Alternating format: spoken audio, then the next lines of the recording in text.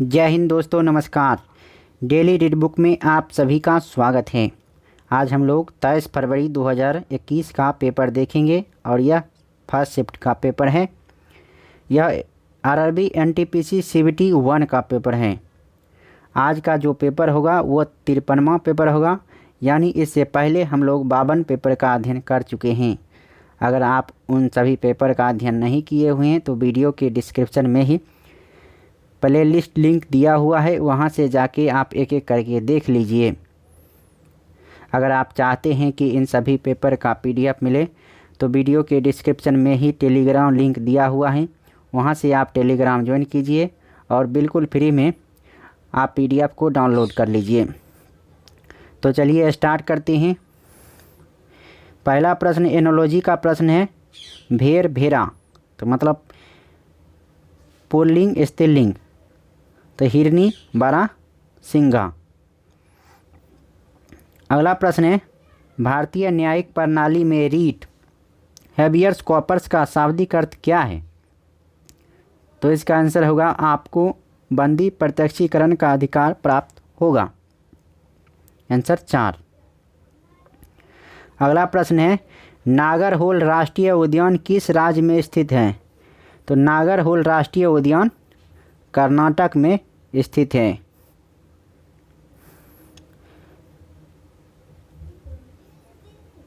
अगला प्रश्न है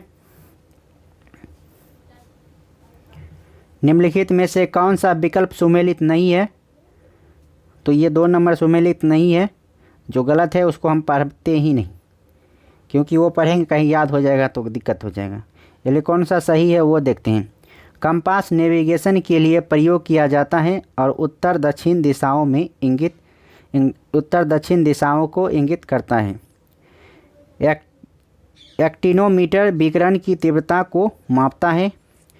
इलेक्ट्रोस्कोप विद्युत आवेश की उपस्थिति का संसूचक है।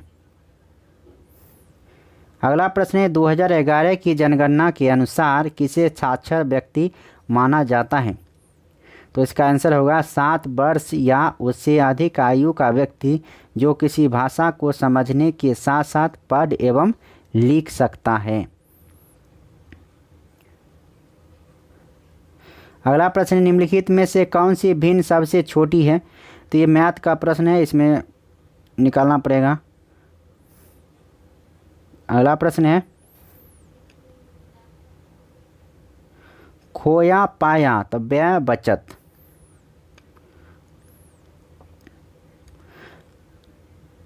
अगला प्रश्न है निम्नलिखित में से कौन सा एक जैविक उत्प्रेरक है?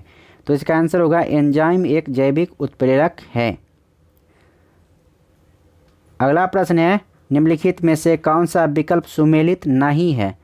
तो वेद समाज धरालू नायडू, वेद समाज केशव चंद्र सेन होगा। स्वराज दल CR दास, वैज्ञानिक समाज MN रॉय, भूदान आंदोलन विनोबा भावे। अगला प्रश्न है इनमें से किस शब्द को Oxford Hindi word of the year 2019 चुना गया है? तो इसका आंसर होगा संविधान। भारतीय भूवैज्ञानिक सर्वेक्षण का मुख्यालय कहाँ स्थित है? तो भारतीय भूवैज्ञानिक सर्वेक्षण का मुख्यालय कोलकाता में स्थित है। अगला प्रश्न है जैन मठ संस्थानों को क्या कहा जाता है? तो जैन मठ संस्थानों को बसादिश कहा जाता है, बसादिश। अगला प्रश्न है इनमें से कौन सी तरंगें मनुष्य के लिए श्रव्य होती हैं? तो 20 हर्ट्ज से 20,000 हर्ट्ज के बीच जो आवृत्ति वाली रेंज होती है वो मनुष्य के लिए श्रव्य होती है, यानी मनुष्य को सुना जा सकता है, मनुष्य के द्वारा सुना जा सकता है। अगला प्रश्न है 2019 में इनमें से किस भारतीय एथलीट को पूमा का ब्रांड एम्बेसडर नियुक्त किया गया? तो इसका आंसर होगा दूती चंद। अगला प्रश्न है दिए गए 4 शब्दों में से 3 समान है, एक अलग है, तो अलग वाला को चुनना है। तो इसमें कौन होगा? HDFC, RBI, ICICI, SBI। तो केंद्रीय बैंक हो जाएगा RBI। भू क्षेत्रफल के आधार पर इनमें से कौन सा यूरोप का सबसे बड़ा देश है? सबसे बड़ा देश होगा रूस, क्षेत्रफल के आधार पर। भारत का रेडियो खगोल विज्ञान केंद्र कहाँ स्थित है? तो रेडियो खगोल विज्ञान है उधग मंडलम में है। पढ़ने में थोड़ा गड़बड़ा जाते हैं, कोई दिक्कत नहीं, समझ जाइए। निम्नलिखित में से किसे 2018 में DRDO का अध्यक्ष नियुक्त किया गया? तो DRDO का अध्यक्ष किसे? G सतीश रेड्डी। और DRDO की स्थापना कब हुआ था? 1958 ईस्वी में। और इसकी कहाँ है ये मुख्यालय? तो DRDO का मुख्यालय है नई दिल्ली में। चलो आगे प्रश्न देखते हैं। ब्रिटिश भारत के किस वायसराय ने भारतीय सांख्यिकीय सर्वेक्षण करवाया? तो इसका आंसर होगा लॉर्ड मेयो। अगला प्रश्न है पेरिफेरल डिवाइस क्या है? पेरिफेरल डिवाइस जो बाहर से घुसाते हैं, बाहर से कौन लगाते हैं? तो ऐसे इसमें है परिभाषा दी हुआ है। ये ऐसे आंतरिक बाह्य डिवाइस हैं जो सीधे कंप्यूटर से जुड़ते हैं लेकिन कंप्यूटर के प्राथमिक कार्यों में योगदान नहीं करते हैं। बाहर से घुसाएंगे, पेन ड्राइवर जैसे हो गया। अगला प्रश्न है 2018 में इनमें से किस अंडमान द्वीप का नाम बदलकर सुभाष चंद्र बोस के नाम पर रखा गया है? तो रॉस द्वीप, सुभाष चंद्र बोस के नाम पर रॉस द्वीप का नाम सुभाष चंद्र बोस द्वीप। भारतीय संविधान में समाजवादी, धर्मनिरपेक्ष और लोकतांत्रिक गणराज्य शब्द कब शामिल किए गए थे? तो ये किए गए थे 42वां संविधान संशोधन 1976 में। अगला प्रश्न है स्वदेशी आंदोलन कब शुरू हुआ था? तो स्वदेशी आंदोलन बंगाल विभाजन कब हुआ था? तो बंगाल विभाजन की घोषणा हुआ था 1905 ईस्वी में। तो उसी समय स्वदेशी आंदोलन चलाया गया था। अगला प्रश्न है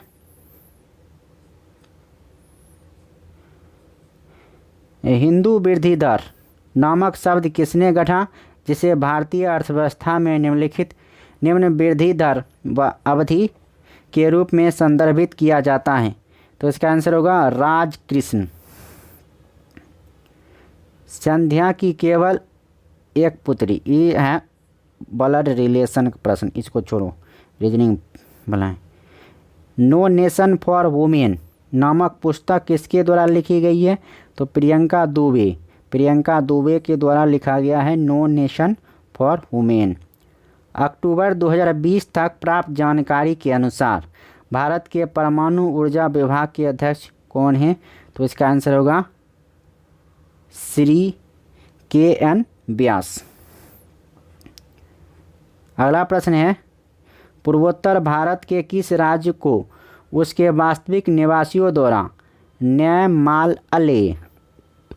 माल अले भी कहा जाता है? तो इसका आंसर होगा सिक्किम। वेदों का इनमें से कौन सा अंग जटिल शब्दों के अर्थ एवं व्याख्या के लिए प्रसिद्ध है? तो इसका आंसर होगा निरुक्त।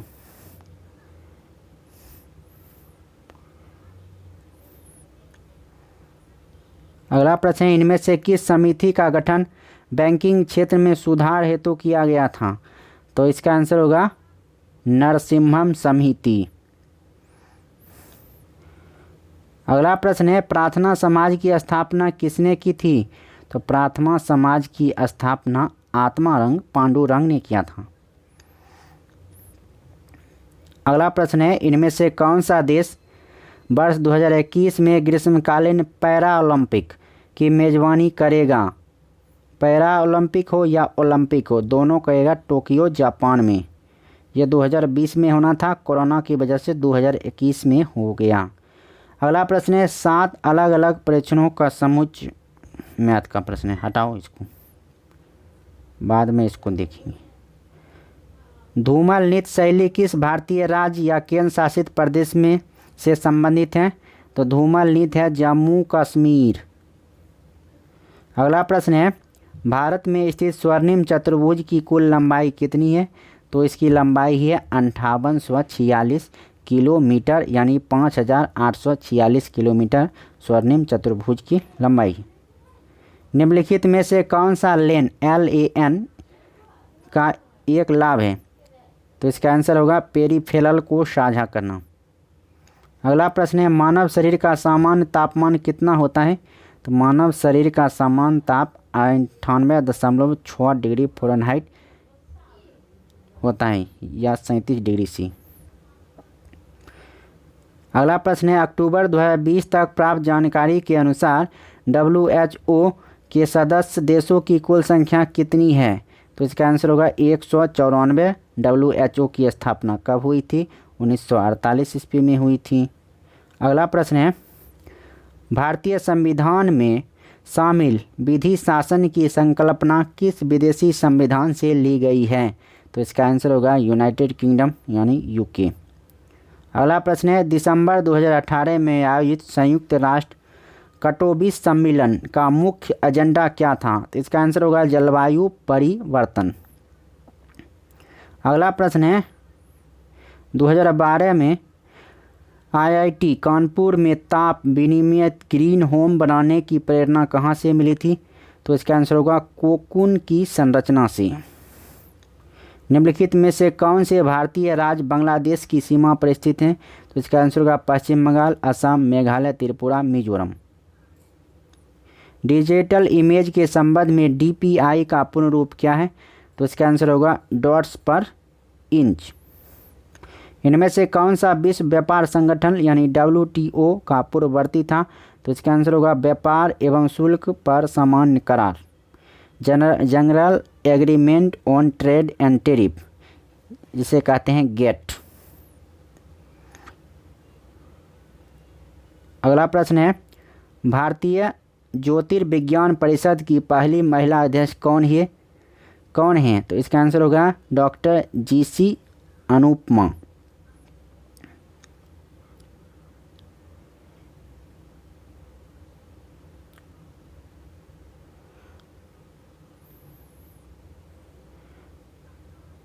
वर्ड में आउट का प्रश्न है हेलमेट, टोपी, पगड़ी, बुर्का ये सब माथा में पहनते हैं लेकिन बुर्का देह में पहनते हैं।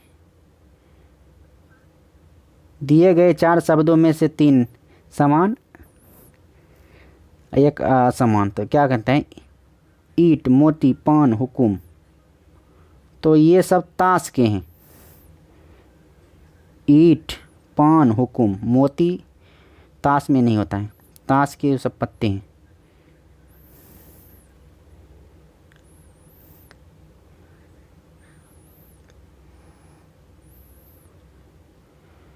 तो इस वीडियो में इतना ही। अब नेक्स्ट वीडियो में फिर नेक्स्ट पेपर के साथ फिर मुलाकात करेंगे। तब तक के लिए नमस्कार। आज का जो पेपर था 53वां पेपर था, फिर इसके बाद 54वां पेपर में फिर मुलाकात होगी। तब तक के लिए नमस्कार। पढ़ते रहिए, बढ़ते रहिए, समझते रहिए। वीडियो कैसा लगा डिस्क्रिप्शन में ज़रूर लिखिए। अच्छा लगा तो अच्छा लिखिए, ख़राब लगा तो ख़राब लिखिए। अच्छा लगा तो लाइक भी कर लीजिए, नहीं लगा तो डिसलाइक भी कर लीजिए। साथ में कारण ज़रूर बताइएगा कि क्यों नहीं अच्छा लगा। फिर मिलते हैं नेक्स्ट पेपर में। और जब तक तोड़ेंगे नहीं तब तक छोड़ेंगे नहीं।